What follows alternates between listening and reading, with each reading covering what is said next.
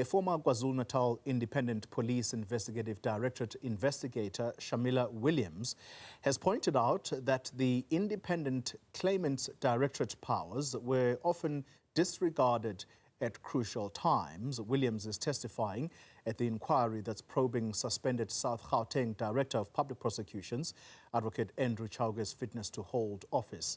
In the case involving taxi boss Bongani Mkhize, she says they were prevented from taking over the crime scene to investigate the circumstances surrounding his death. Let's find out now a little bit more. Newzroom Afrika reporter Nqobile Madlala is watching that story for us and she talks to us live. Nqobile, good afternoon to you. So, Ms. Williams, at the time, this particular institution that we now know as IPID, it used to be called something else many years ago, she claims that they were actually prevented from investigating what clearly would have been complaints against the police, but in particular here, the Cato Manor unit and some of what they were doing. Talk to us about who was behind the prevention of this institution or this body conducting its work.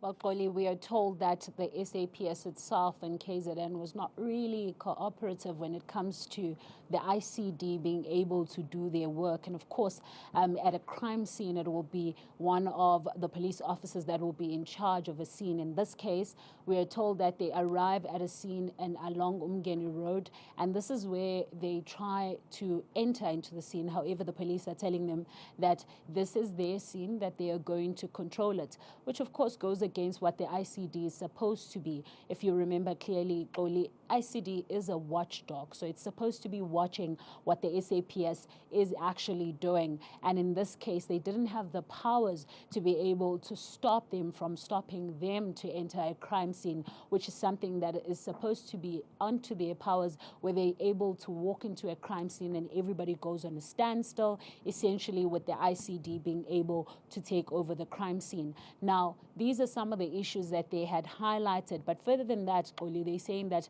they had to rely on SAPS itself to do some of the investigations for themselves, things like post-mortem, things like getting more investigation in terms of the case. And this was because they didn't have enough resources, but also they didn't have enough power. Things would change when it becomes IPID, as IPID is now independent. However, they're talking about the independency then being a major issue, especially when it comes to the Cato Manor unit cases. They talk about the issue of Bongani Mkhize, which was the killing that took place along Bongani Road, but also there's a killing that's taking place in Berea.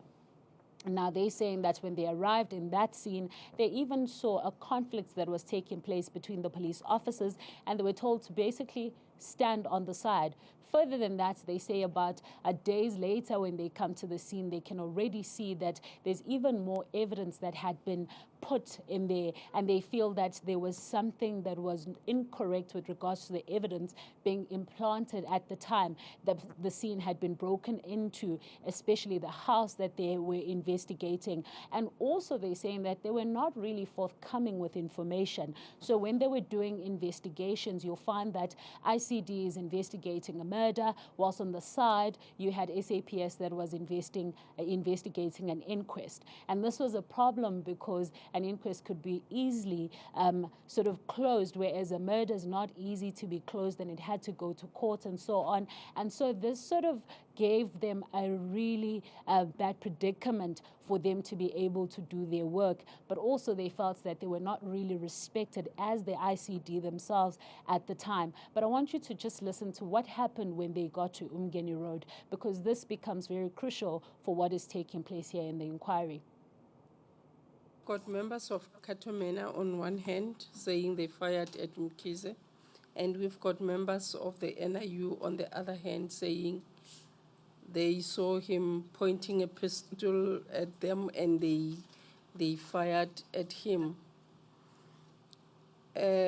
What does it say to you? If you can share with us your insight and your opinion, and from a lay person's point of view, I would think maybe it was a competition on who killed Mr. Mkhize, but what does it say and what does it mean in the police sense that we have these two contrasting statements being directed to the death of a civilian? Thank you. Ma'am, I'm going to sound sarcastic, but it seems like the police have not really made up their mind who was going to take responsibility for the killing of Mr. Mkhize.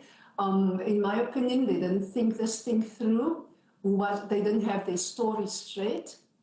Obviously, someone is lying here.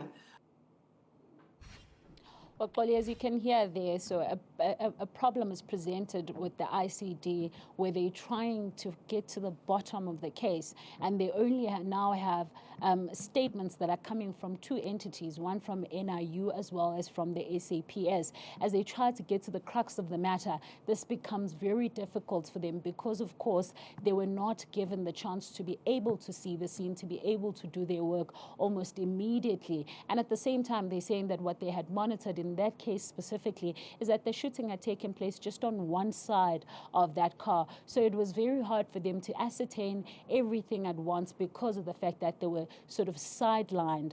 But she is, of course, giving us all these details because if you remember, the reason why the inquiry is here is because you've got suspended South Director of Public Prosecutions, South Gauteng Director of Public Prosecutions, Advocate Andrew Chauke, who's, of course, is standing before the inquiry because there's a question around whether or not he acted accordingly, if he acted outside of his jurisdiction, if he pushed for the racketeering charge, notwithstanding that there was no evidence. And what they're trying to show here is that there was actually more than enough evidence that was provided for the racketeering charge that we saw some of the prosecutors pushing for when it comes to the Major General Boysen as well as the Ketamana unit matter. But of course, we are going to get more details with regards to how they were affected and what was the way forward when they were doing these investigations as the inquiry continues tomorrow, Xoli.